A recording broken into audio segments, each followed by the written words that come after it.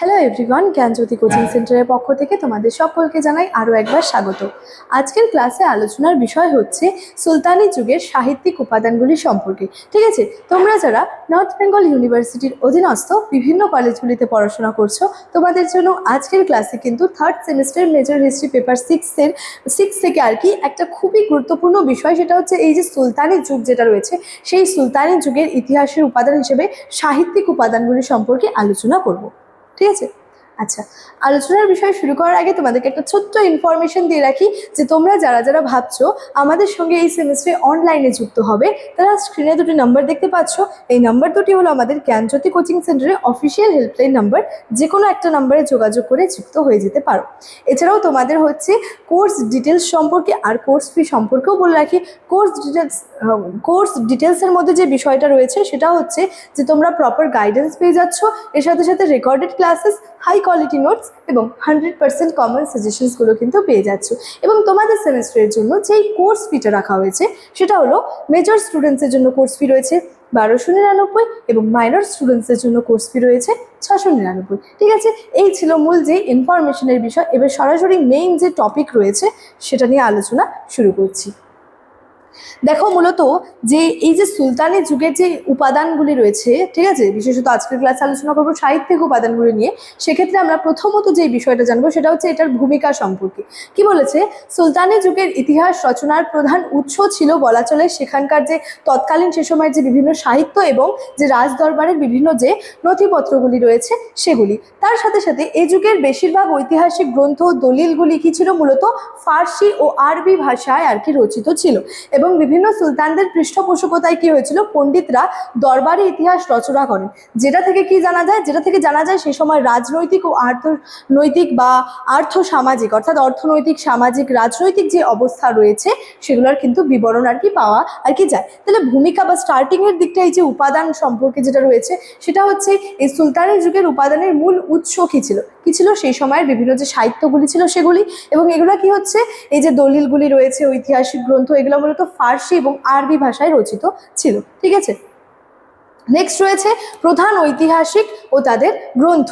এখানে যে বিষয়টা বলেছে দেখো, মিনহাজ উত সিরাজ, তার রচিত একটা খুবই গুরুত্বপূর্ণ গ্রন্থ রয়েছে যেটা হচ্ছে তাবাকাত ই নাসিরি। এখান থেকে কি হচ্ছে, আমরা সুলতানি যুগের কিন্তু ইতিহাসটা জানতে পারছি। এছাড়াও কি বলেছে দেখো, এই গ্রন্থে মূলত সুলতান ইলতুৎমিশ থেকে শুরু করে সুলতান বলবন পর্যন্ত দাস বংশের নির্ভরযোগ্য রাজনৈতিক ইতিহাসের একটা বিস্তৃত যে বিবরণ সেটা কিন্তু আমরা পেয়ে থাকি। অর্থাৎ কি হচ্ছে, এই মিনহাজ উজ সিরাজের যে গ্রন্থটি তাবাকাত ই নাসিরি রয়েছে, এখান থেকে কি হচ্ছে, আমরা যে বিশেষত সুলতান ইলতুৎমিশের সময় থেকে শুরু করে সুলতান বলবন পর্যন্ত দাস বংশের বিভিন্ন যে ইতিহাসটা রয়েছে সেটা জানার জন্য কিন্তু এই তাবাকাত ই নাসিরিটা কিন্তু খুবই গুরুত্বপূর্ণ। নেক্সট রয়েছে জিয়াউদ্দিন বরনী, যেটা সুলতানি যুগের ইতিহাস রচনার ক্ষেত্রে কিন্তু খুবই গুরুত্বপূর্ণ। ঠিক আছে, আচ্ছা, এর যে জিয়াউদ্দিন বরনীর যে গ্রন্থটির নাম রয়েছে সেটা হচ্ছে তারিখ ই ফিরোজ শাহী।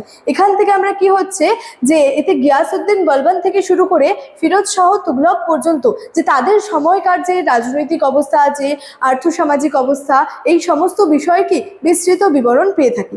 সুলতানি যুগের ইতিহাসের উপাদান হিসেবে এই মিনহাজ উস সিরাজের তাবাকাত ই নাসিরি এবং জিয়াউদ্দিন বরনীর তারিখ ই ফিরোজ শাহী কিন্তু খুবই গুরুত্বপূর্ণ।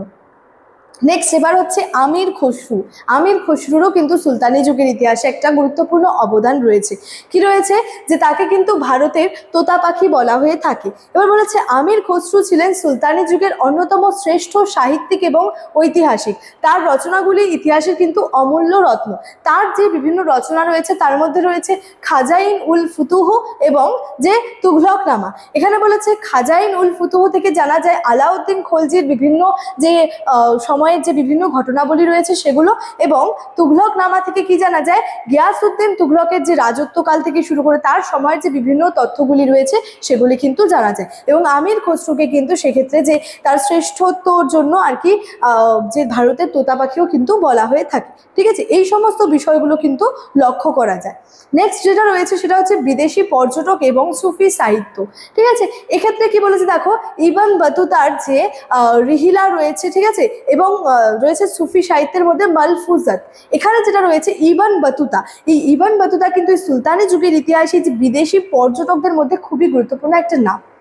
মরক্কোর পর্যটক ছিলেন এই ইবন বতুতা। তিনি মোহাম্মদ বিন তুগলকের আমলে মূলত ভারতে এসেছিলেন এবং ভারতে এসে ভারতে দীর্ঘ সময় অতিবাহিত করেন এবং এই দীর্ঘ সময় অতিবাহিত করার সময় তিনি ভারতের বিভিন্ন স্থান ভ্রমণ করেছিলেন। তো তার যে মূলত ভ্রমণ সংক্রান্ত যে অভিজ্ঞতা বা ভ্রমণ সংক্রান্ত যে বৃত্তান্তটা রয়েছে সেটা তিনি লিপিবদ্ধ করেছিলেন কিন্তু তার একটা খুবই গুরুত্বপূর্ণ গ্রন্থে, যেটা ছিল কিতাব উল রাহেলা। ঠিক আছে, এখানে দেখো রয়েছে কিতাব উল রাহেলা। এবং এই গ্রন্থ থেকে কি হচ্ছে, আমরা সুলতানি যুগের যে বিভিন্ন চিত্র, যেমন সুলতানি যুগের অর্থনৈতিক অবস্থা, সামাজিক অবস্থা, রাজনৈতিক বা আরও বিভিন্ন যে তথ্য সেগুলো কিন্তু পেয়ে থাকি।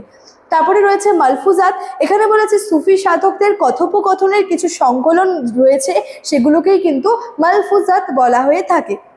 যেমন ফাওয়াইদ উল ফুয়াদ। ঠিক আছে, এগুলি থেকে কি হচ্ছে, সেকালের মানুষের যে ধর্ম সম্পর্ক, অর্থাৎ তাদের যে ধর্মীয় বিশ্বাস এবং সামাজিক জীবনের কথাগুলি কিন্তু জানা যায়। ঠিক আছে, পরিশেষে যেই বিষয়টা বলা যায় সেটা হলো সুলতানি আমলের এই সাহিত্যিক উপাদানগুলি কেবল হচ্ছে রাজকীয় দলিল নয়, বরং কি হচ্ছে মধ্যযুগের রাজনৈতিক, তার সাথে সাথে সামাজিক, অর্থনৈতিক, সাংস্কৃতিক ইতিহাস জানার জন্য একটা কিন্তু বিস্তৃত উল্লেখযোগ্য কিন্তু খুবই একটা গুরুত্বপূর্ণ বিষয় রয়েছে। এবং এই গ্রন্থগুলি থেকে আমরা কি হচ্ছে সহজেই বা এই গ্রন্থগুলির সাহায্যে আমরা কি হচ্ছে সুলতানি যুগের কিন্তু একটা যে বিস্তৃত বিবরণ সম্পর্কে কিন্তু জানতে পারছি।